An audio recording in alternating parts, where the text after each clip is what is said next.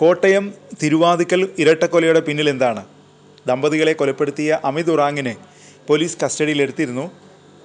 അമിത് ഉറാങ്ങിനെ ബുധനാഴ്ച പുലർച്ചെ തൃശൂർ മാളയിൽ നിന്നാണ് പോലീസ് പിടികൂടിയത്. അതിഥി തൊഴിലാളികൾ താമസിക്കുന്ന സ്ഥലത്തിനടുത്തുള്ള കോഴിഫാമിൽ നിന്നാണ് ഇയാളെ പോലീസ് കസ്റ്റഡിയിലെടുത്തത്. കോട്ടയം തിരുനക്കര ഇന്ദ്രപ്രസ്ഥം ഓഡിറ്റോറിയം ഉടമ തിരുവാതിക്കൽ ശ്രീവത്സം വീട്ടിൽ TK വിജയകുമാർ, ഭാര്യ ഡോക്ടർ മീര വിജയകുമാർ എന്നിവരെയാണ് അമിത് കൊലപ്പെടുത്തിയത്.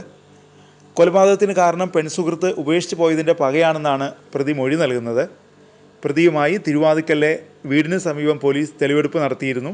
തെളിവെടുപ്പിൽ നിർണായക തെളിവായ DVR കണ്ടെത്തി. CCTV ദൃശ്യങ്ങളടങ്ങിയ ഹാർഡ് ഡിസ്ക്കാണ് വീടിന് സമീപത്തെ കൈത്തോട്ടിൽ നിന്ന് കണ്ടെത്തിയത്. തോട്ടിൽ നിന്ന് മൊബൈൽ ഫോണും കണ്ടെത്തി. മൊബൈൽ പ്രതി അമിത് വിജയകുമാറിൻ്റെ വീട്ടിൽ നിന്ന് മോഷ്ടിച്ചതാണെന്നാണ് പോലീസ് സംശയിക്കുന്നത്. 3 വർഷം വിജയകുമാറിൻ്റെ വീട്ടിലും ഓഡിറ്റോറിയത്തിലും അമിത് ജോലി ചെയ്തിരുന്നു. ജോലി ചെയ്യുന്നതിനിടെ വിജയകുമാറിൻ്റെയും ഭാര്യയുടെയും ഫോണുകൾ ഇയാൾ മോഷ്ടിച്ചിരുന്നു. മാത്രമല്ല 1.5 ലക്ഷത്തോളം രൂപയുടെ സാമ്പത്തിക തട്ടിപ്പും ഇയാൾ നടത്തി. തുടർന്ന് വിജയകുമാർ അമിതിനെതിരെ പോലീസിൽ പരാതി നൽകി. പരാതിയിൽ ഇയാളെ സെപ്റ്റംബറിൽ അറസ്റ്റ് ചെയ്തിരുന്നു. പിന്നീട് ഏപ്രിൽ ആദ്യവാരമാണ് ജയിലിൽ നിന്ന് ഇയാൾ പുറത്തിറങ്ങിയത്. പോലീസ് കേസിൽപ്പെട്ടതോടെ അസം സ്വദേശിയായ പെൺസുഹൃത്ത് അമിതുമായുള്ള ബന്ധം ഉപേക്ഷിച്ചു.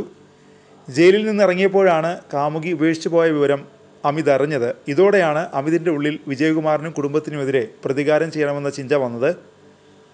തുടർന്ന് വിജയകുമാറിനെയും ഭാര്യയെയും കൊലപ്പെടുത്താൻ തീരുമാനിക്കുകയായിരുന്നുവെന്നാണ് അമിത് പോലീസിന് മൊഴി നൽകിയത്.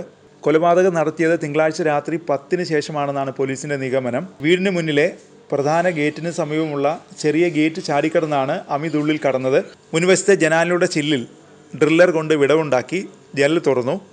തുടർന്ന് വാതിലിൻ്റെ കൊളുത്തും തുറന്നു. വീടിനുള്ളിൽ കയറിയ അക്രമി 2 മുറികളിൽ കിടന്നുറങ്ങിയിരുന്ന വിജയകുമാറിനെയും ഭാര്യയെയും കോടാലി കൊണ്ട് മുഖത്തുൾപ്പെടെ വെട്ടി കൊലപ്പെടുത്തിയെന്നാണ് പോലീസ് കരുതുന്നത്.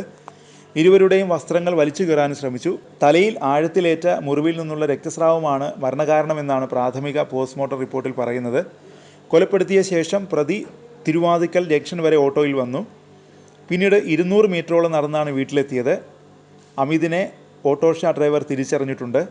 അതിനിടയിൽ ആദ്യ കേസിൽ അമിതിനെ ജാമ്യത്തിലിറക്കിയതിനു പിന്നിൽ ആരാണെന്നും പോലീസ് അന്വേഷിക്കുന്നുണ്ട്. പിന്നിലൊരു സംഘമുണ്ടെന്നാണ് പോലീസ് സംശയിക്കുന്നത്. പോലീസ് കഴിഞ്ഞ ദിവസം വീട്ടിൽ പരിശോധന നടത്തുമ്പോൾ സംശയകരമായ സാഹചര്യത്തിൽ ചിലരുടെ സാന്നിധ്യം ഉണ്ടായിരുന്നതായും പോലീസ് സംശയിക്കുന്നുണ്ട്. ഇരട്ടക്കൊലയിൽ അമിതിന് മറ്റുള്ളവരുടെ സഹായം ലഭിച്ചിട്ടുണ്ടോ എന്നും പോലീസ് പരിശോധിക്കുന്നുണ്ട്.